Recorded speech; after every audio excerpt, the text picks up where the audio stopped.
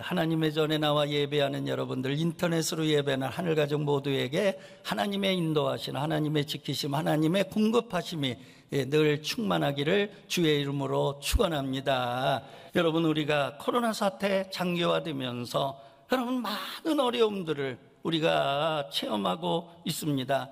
평범한 일상이 완전히 회복되지 않아서 여러분 피로감이 쌓이고 신앙생활도 완전히 회복되지 않아서 마음의 답답함도 우리가 느끼고 있습니다.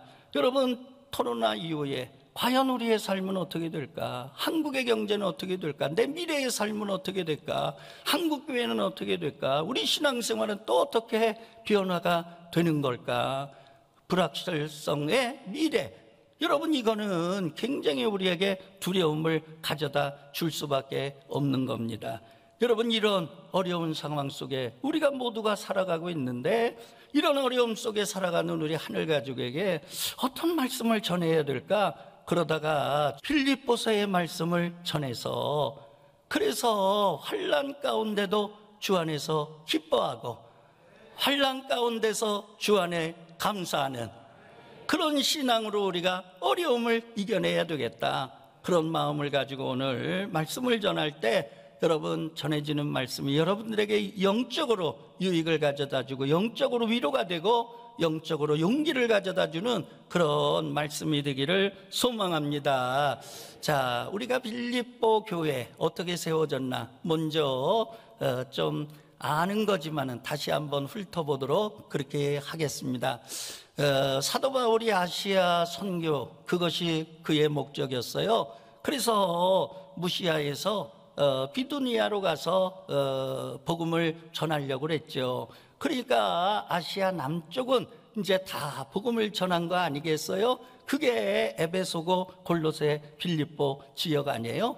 그런데 북부 아시아 북단 쪽, 그게 비두니아거든요. 그래서 거기에 가서 선교를 하려고 그렇게 계획을 했어요. 근데 예수의 영이 허락질 않는 거예요. 자꾸 그 길이 막히는 거예요. 그러다가 하루 저녁 이제 잠을 자는데 환상을 보게 돼요. 어떤 환상을 보게 되느냐? 마게도냐 사람이 나타나서요, 막 손짓을 하는 거예요. 그리고 마게도냐로 건너와서 우리를 좀 도와달라고, 여기로 와서 우리를 도와달라고 너무나 생생한 그런 환상을 꿈에 보게 됩니다. 여러분, 잠에서 아침에 깨어나게 되죠. 자, 사도 바울은 그걸 그냥 거쳐가는 꿈이야, 뭐 이렇게 생각하지 아니하고 하나님께서 주시는 음성으로 들은 거예요. 성령께서 주시는 환상으로 받아들인 거예요. 여러분, 그럴 때 그것이 하나님께서 주신 사명으로 와닿게 된 줄로 믿습니다. 그래서 사도행전 16장을 보면 여러분, 사도 바울이 이제 무시아에서 그래가지고 내려가서, 그래서 배를 타고 마게도니아 첫 성 바로 빌립보 성에 이제 도착을 하게 되는 거죠. 자, 빌립보 지역이 지도로 어떤 지역인가 이제 보시면 알겠어요. 여러분, 마게도니아 지방의 첫 성이 빌립보 성이거든요. 그게 유럽의 시작이에요. 그러니까 저기 에베소, 그 다음에 골로새, 그런 지역은 아시아 지역이에요. 근데 그 아시아 지역에서 이제 유럽 대륙으로 딱 넘어가면 바로 마게도니아 첫 성이 빌립보 성인 거죠. 그러니까 아시아와 유럽 대륙을 연결하는 그런 교량 역할을 하는 그런 도시가 바로 빌립보 지역인 거예요. 그러니까 교통의 요지죠. 그 다음에 얼마나 많은 그런 동서 무역이 여러분 거기에서 빈번하게 이루어지겠습니까? 아주 풍요로운 그런 도시가 되겠죠. 자, 그런 도시에 여러분 지금 사도 바울이 성령의 인도를 받아 건너갔고, 그리고 그 성에 도착을 해서 복음을 전하게 됐어요. 그러면 여러분, 빌립보 지역을 우리가 이해해야 돼요. 왜 그러느냐? 사도 바울이 가서 여러분 복음만 전했거든요. 뭐 도둑질한 것도 아니고 악을 행한 것도 아니고 남을 해친 것도 아니고. 근데 빌립보 감옥에 이제 갇히게 됐거든요. 왜 그런가? 그 지역을 이해해야만 그렇구나, 사도 바울의 이 선교에 이게 충돌이 일어날 수밖에 없겠구나 하는 것을 우리가 이해할 수 있는 거예요. 그래서 빌립보 지역의 역사를 조금 훑어보도록 하겠습니다. 자, BC 356년 알렉산더 대왕, 아버지가 누구냐? 마게도냐 왕 빌립 2세예요. 여러분, 빌립 2세가 야만인의 나라 두라케에서 땅을 빼앗아서 그래서 새롭게 건설한 도시가 바로 빌립보 성입니다. 자신의 이름을 따서 그래서 빌립보 성이다, 그렇게 이름을 명명한 거예요. 자, BC 168년이 됩니다. 야만족 투라게를 로마가 완전히 점령을 하게 돼요. 그래가지고 로마 제국에 빌립보 성이 완전히 편입이 됩니다. 그러니까 로마 제국의 땅이 되는 거죠. 자, BC 1400년경에 그나우스 아그나티안 로마 상원의원이, 그러니까 그때 로마는 이미 공화정 시대거든요. 그때 그분이 제안을 해요. 도로를 만들어서 아시아까지 통치하는데 굉장히 원활하게 하자. 그래가지고 길을 뚫어요. 오늘날로 말하면 고속도로, 하이웨이를 뚫는데, 그래서 그분이 제안했다고 그래서 길 이름이 뭐냐? 아그다니안 로드라고 그렇게 명을 한 거예요. 저 지도를 봐보세요. 여러분, 유럽의 심장부 이 로마로부터 아시아의 심장부 이스탄불까지 고속도로를 뚫는 거예요. 여러분, 저 고속도로 길이가 얼마나 되겠어요? 중국이 요새 굉장하게 길을 잘 뚫는다? 로마 그 시대에 비하면 아무것도 아니에요.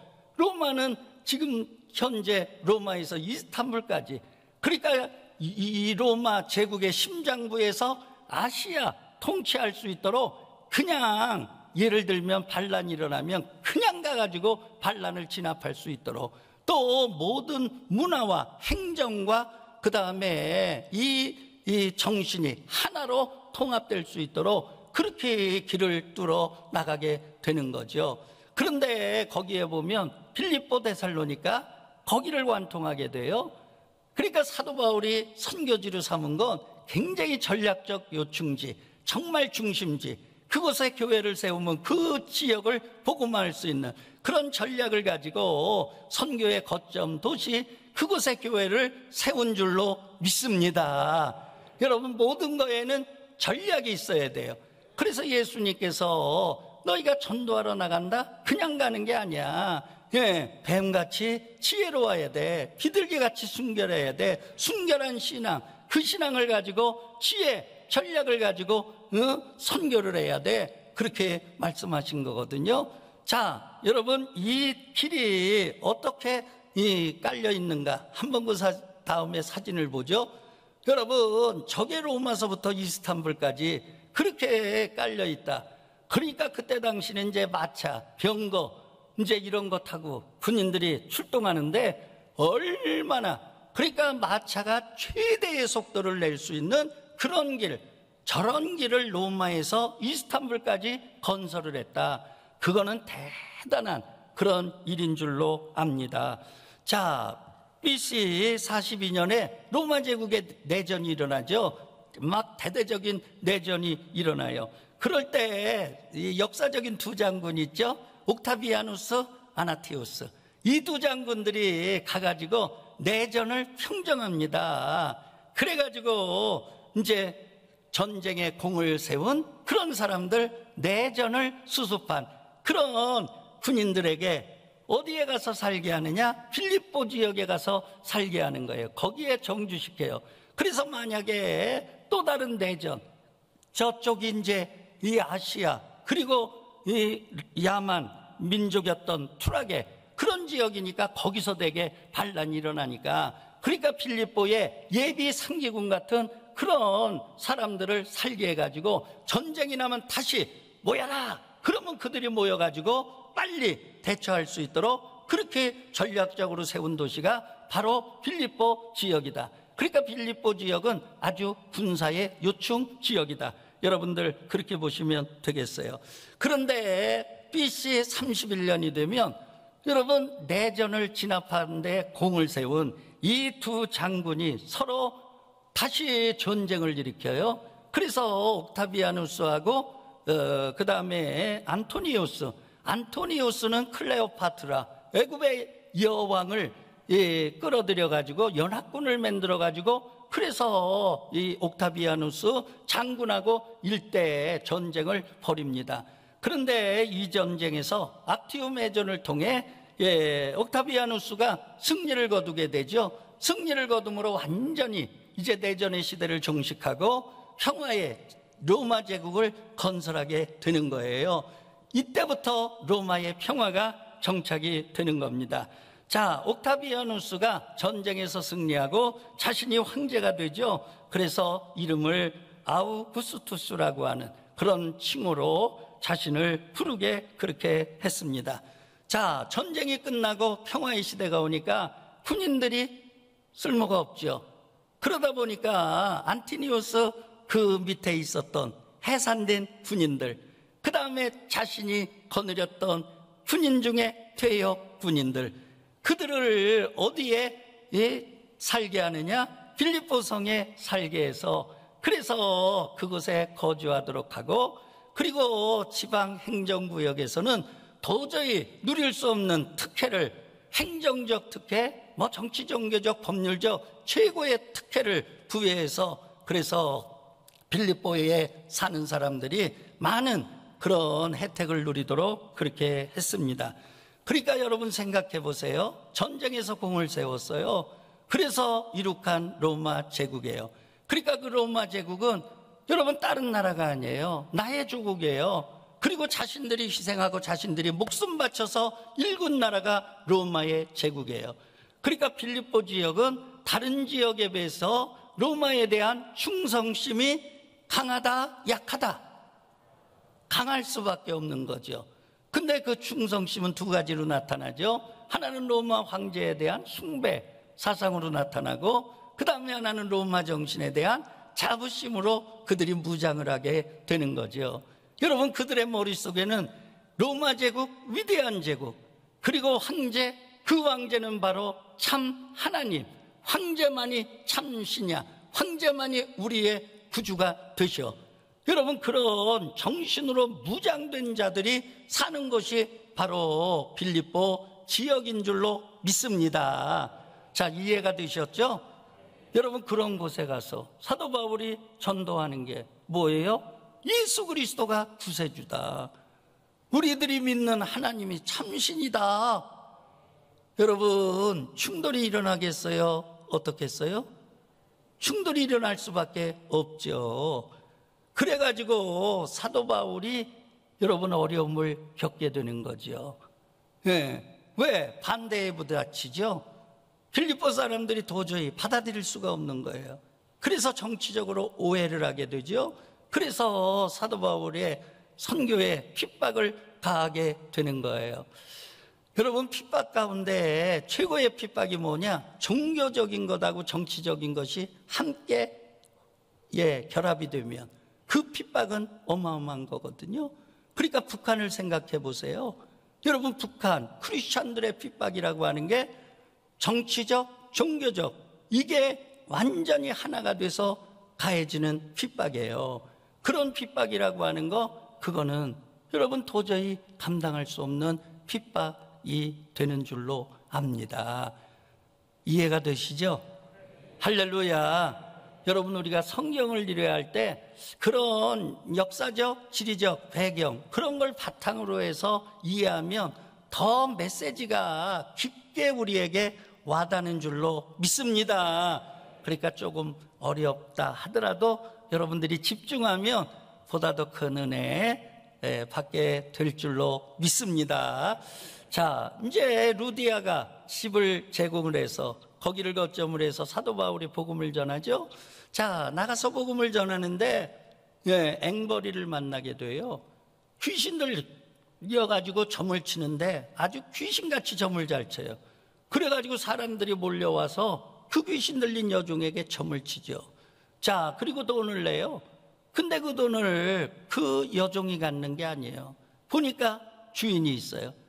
그래서 그 귀신 들린 여종을 이용해서 돈벌이하는 주인이 있는 거예요. 그 인생이 얼마나 불쌍해요. 앵벌이 아니에요?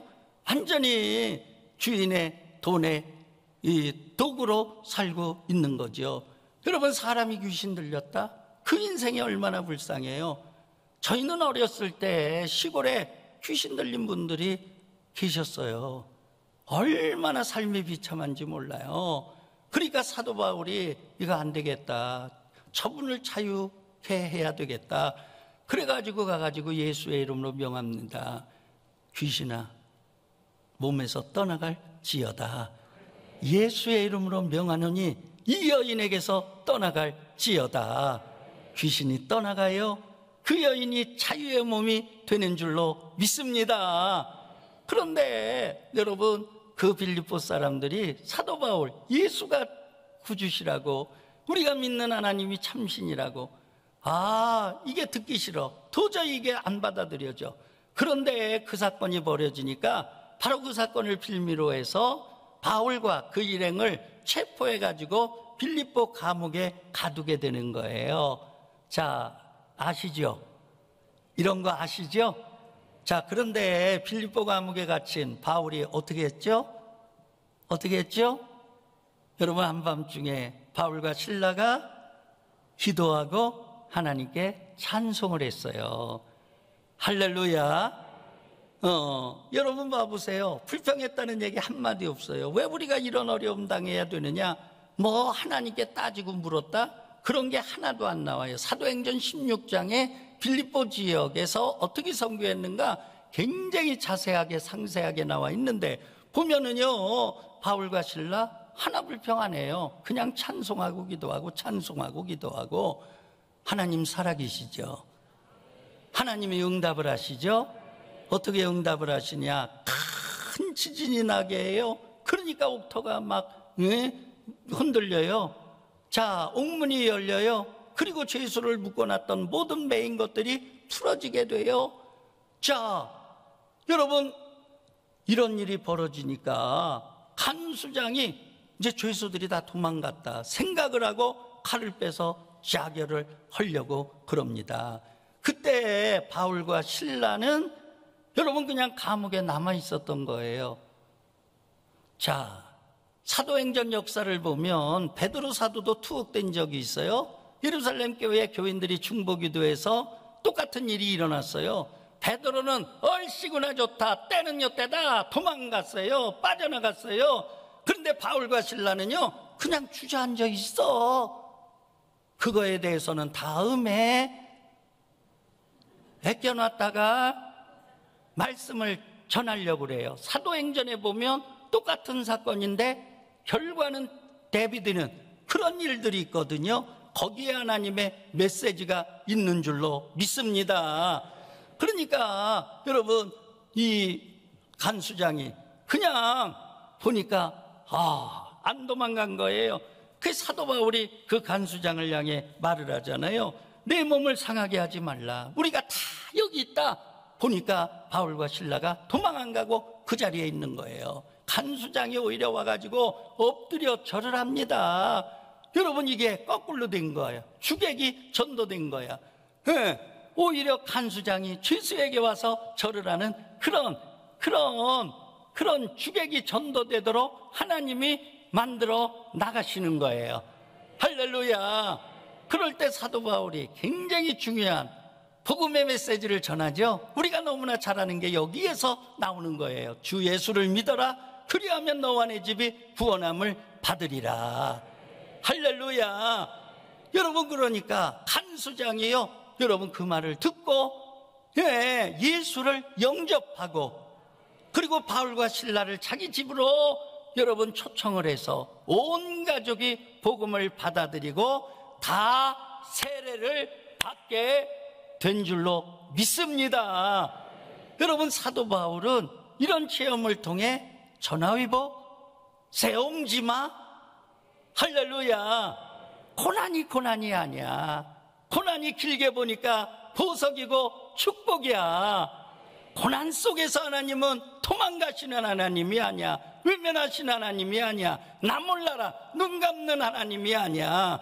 고난 속에서 하나님은 하나님의 일을 하시고, 그리고 함께 하심을 체험하게 하시고, 고난이 어떻게 축복으로 변화되는가를 만들어 나가시는 하나님.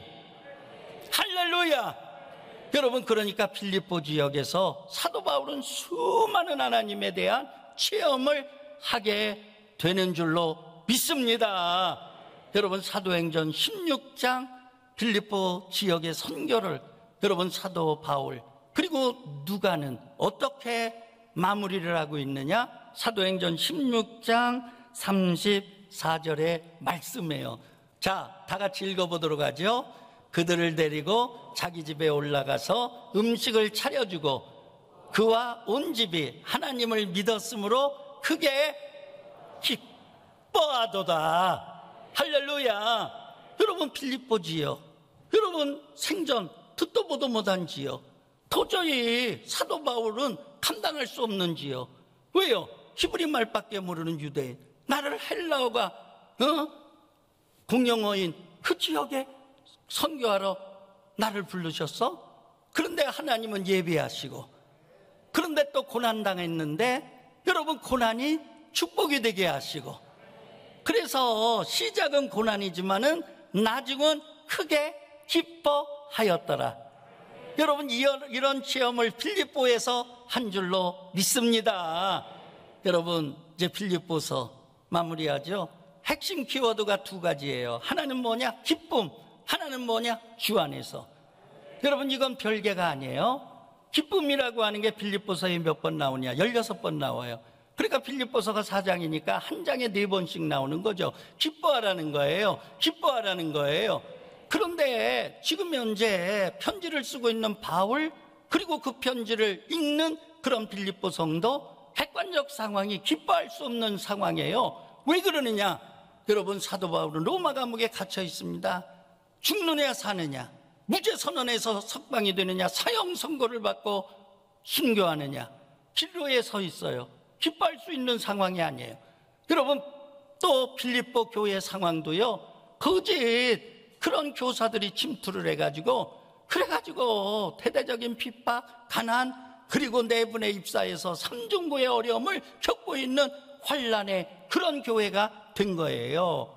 여러분, 그런 환란을 당하는 자가, 그리고 환란 그 당하고 있는 자에게 기뻐하라는 거예요. 어떻게 기뻐해요? 어떻게 기뻐할 수 있냐고요? 여러분, 사도 바울이 대답을 하죠. 주 안에서. 할렐루야. 예, 여러분, 우리가 무엇을 생각할 때 상황, 환경, 나만 가지고 생각하지 마시고 플러스 하나님을 하시기를 바랍니다. 플러스 예수 그리스도를 더하시기를 바랍니다. 여러분, 생각을 해보세요. 우리가 구원받았어요. 우리의 의로, 공으로, 우리의 선행으로, 우리의 업적으로 구원받은 거 아니죠? 여러분, 나 같은 죄인이 용서함 받아서 주 앞에 옳다 못음은 확실히 믿기는 어린 양 예수 그 피로 속죄함 얻었네. 할렐루야. 여러분, 내가 구원을 받은 거 정말 생각을 해보세요. 주님께서 나를 사랑하사 나를 구원하시기 위하여 십자가에 자신의 목숨을 내놨어요. 뿐만 아니라 여러분, 그 채찍에 납덩이가 달려있는 그런 채찍으로 막 맞으니까 여러분, 살점이 막 떨어져 나가는 고통을 당하셨죠. 여러분, 침맺힌 야유, 멸시천대, 초롱, 그 다음에 창에 찔리시고, 여러분, 그런 고난을 통해서 우리를 구원해 주셨어요. 할렐루야. 그러니까 여러분, 우리가 그런 주 안에, 아멘, 우리가 주 안에 여러분 모든 것들을 주님의 입장에서 생각하면 우리가 기뻐할 수 있는 줄로 믿습니다. 하나님은 살아계세요.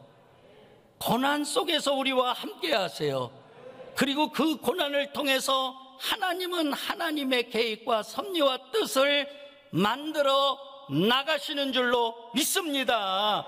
영적으로 보석을 만들어내고 영적으로 전화위복이 되게 하시고 새 옹지마가 되게 하시는 그 하나님을 바라보면서 넉넉하게 이겨나가는 우리 교회가 되기를 주의 이름으로 축원합니다.